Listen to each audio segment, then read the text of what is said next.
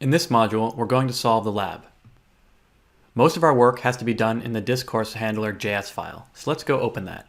It can be found in the server directory, under API, under services, discourse, and there's our discourse handler.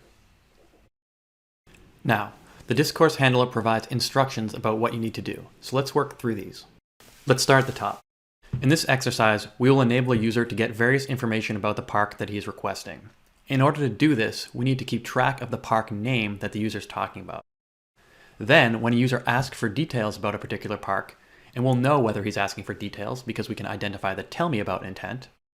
But in this case, we must look up the park in the parks database and provide the full park object in the response payload. So let's provide some context as to where we are in this app.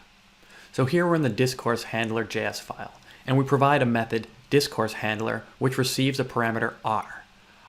R in this case is the response from the Watson conversation service. Essentially, here we're provided the opportunity to intercept the Watson conversation response, manipulate it, and then return it back to the client. Okay, so let's start at step 1. The first thing we need to do is store the list of known parks in context. So, to do this, we need to modify the context object in the response R. We'll then set the parks property equal to the array of known park names. And we want to only set the parks property on the first dialog turn. So we have a few hints.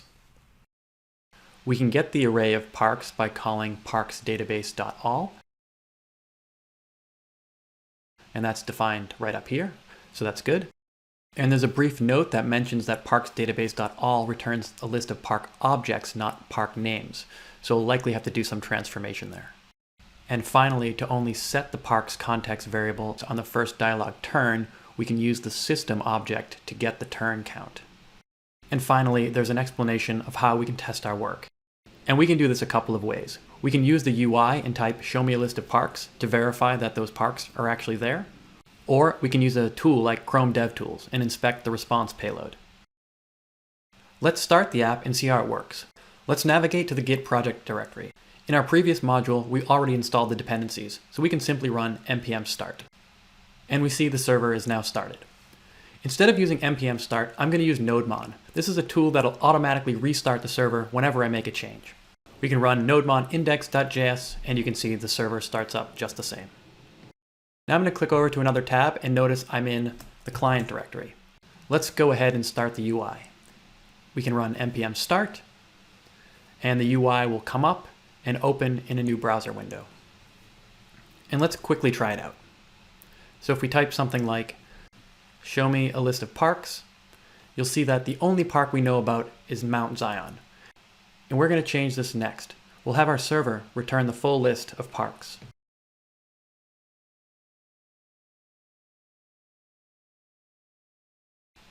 Let's get coding and go ahead and implement step 1. We want to make sure that we only set the parks property on the first dialog turn. Let's use the dialog context system object to do that. So if r.context.system.dialog turn counter equals 1, so our first turn, then we'll create a new parks property in context and set that equal to the list of all parks, and we can get that from the parksdatabase.all call. The parksdatabase.all call returns a list of park objects, not names, so we'll need to do a transformation here. We'll map over the parks, and for each park object, we'll use only the park name. Cool, that looks good. If you're wondering how did I know to use the name property, we can look in data parksdb.json, and each park has a number of properties, including name. Okay, so I think that's all we have to do for step 1. So let's go ahead and give it a try. If we jump over to our browser, we see the previous result where we only returned Mount Zion. We'll need to refresh our browser to see the changes. This is because when the UI loads, it initiates a brand new conversation. The UI also ensures that each subsequent dialog turn is provided the context. This means that the context will continue to have the old value for parks.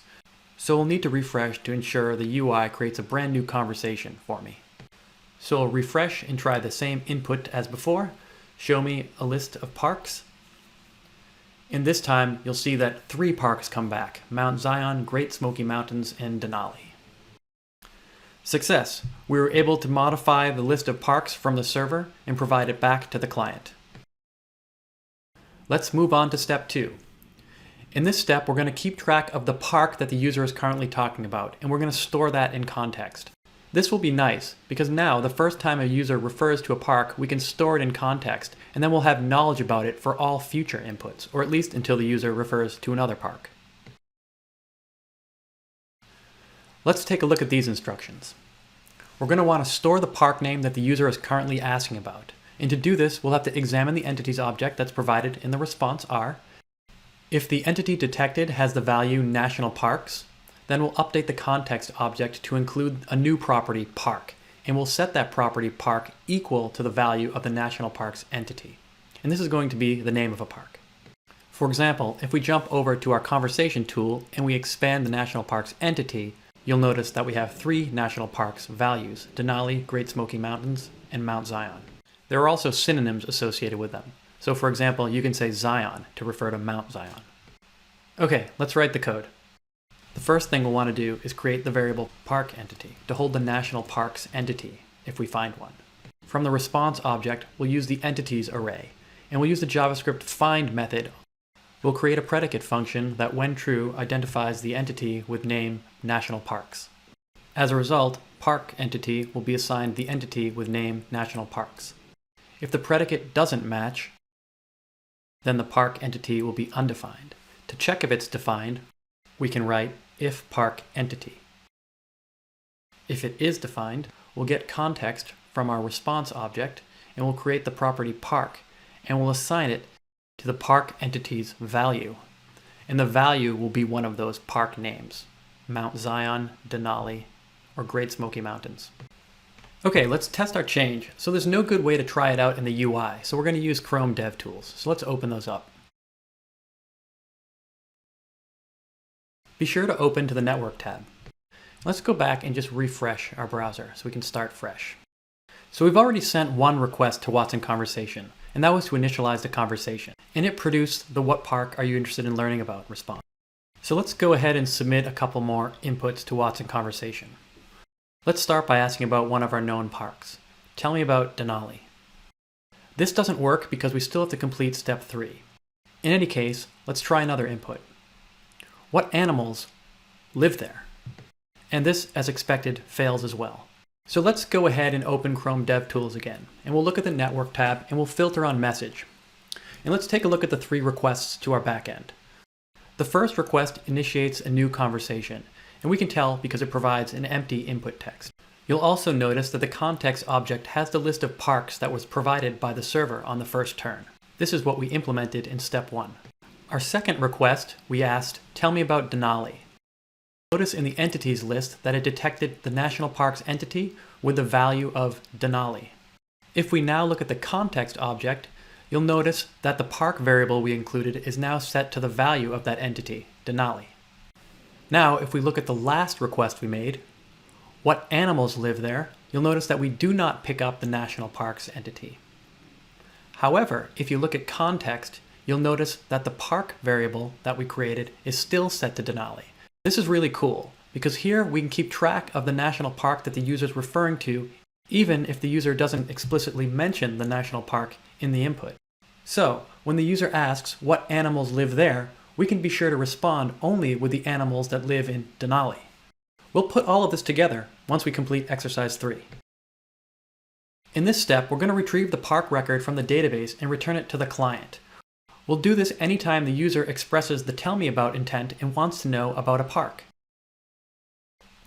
Let's go ahead and implement the final step. Here, we want to return the park object in our response. The park object is going to be the database record for the park in question. So, in order to do this, we want to examine the intents object from our response. If we find the top intent to be a tell me about intent, then we want to include the park object in the response. And the park object has information about the park itself, about the animals at the park, the plants, and more. So, in order to do this, we want to get the park name from the response's context object. This is the park name that we set in step 2. Once we have that, we want to add a new property to the response's output object. We'll create a new property, park. And then we want to set the value of park to be the park's database record. And there's a hint here. We can get the parks object by calling park service by name park name. And we can also test our work using the UI. Let's go ahead and implement this. First, we'll check whether there are any intents. So we can get the intents array from the response and test whether it's empty. If so, we'll return the response untouched. Let's remove this return statement for the moment. In the case that we do have intents, we'll switch on the top intent's name. And we can get the top intent by taking the first element of the intents array. From here, we can use the intent property to get the top intent's name. Let's now add a case statement for the tell me about intent. Now, whenever the top intent is the tell me about intent, we need to extract the park name from context. Again, we can do this by accessing the context property on the response object. Then we can get the park property that we previously set to get the park name. We'll check if the park name exists, and if so, we'll want to create a new variable, but this time on the response's output object. Unlike context, which we use to persist conversational state that is passed between multiple requests in a single conversation, here we use the response's output property, which will only be used for this request. In this case, we only want to send the park's data object in this response. Thus, it shouldn't be added to context. Hence, we add the park property to the response's output object. Let's now retrieve the park record from our parks database. We can do this by calling the parks database by name method. By name takes the name of the park as an input parameter, and we store the name in the variable park. Now that we retrieved the park object from the database and added it to the response, let's go ahead and return the response. And finally, let's go ahead and create a default case which just returns an untouched response. That's it. Let's go ahead and try it out. Let's start by making sure we haven't broken anything. Show me a list of parks. Cool. We get back Mount Zion, Great Smoky Mountains, and Denali, just as expected. Let's go ahead and ask about Mount Zion. Can you tell me about Zion? Awesome. Now we see a nice little description of Mount Zion as well as an image. Let's now ask a question where we don't specify the park, however, the expectation is that we know the park that the user is referring to. What animals live there? In our previous question, we mentioned Zion. Our server code would have set the context variable for park to Zion. So here, we respond with the animals that can be found in Zion National Park. And finally, let's ask what animals live in Denali. And here, we get back a different list of animals, this time those that can be found in Denali. Awesome, we just finished the first 3 exercises. There's one more challenge, a bonus challenge. I'd like for you to create a conversation branch that can handle plant questions similar to the way that we handle questions about animals. So let's take a look at the app one more time and see the various ways that we can handle questions about animals. There are 3 different ways in which we can handle questions about animals. The first, we can say something like, tell me about the animals. And we're prompted for which national park. We could say Zion, and now we see some of the animals there. We can also do something like, tell me about the animals in Denali. In this case, we see the result in one shot. Let's quickly remind ourselves of the other parks that we know about. We can ask about the Great Smoky Mountains.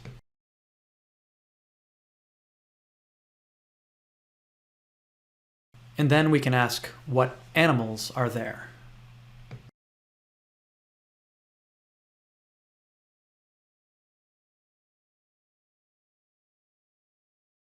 Let's take a look at how this dialog was constructed. We can do that using the dialog tooling. Here we see all of our dialog nodes.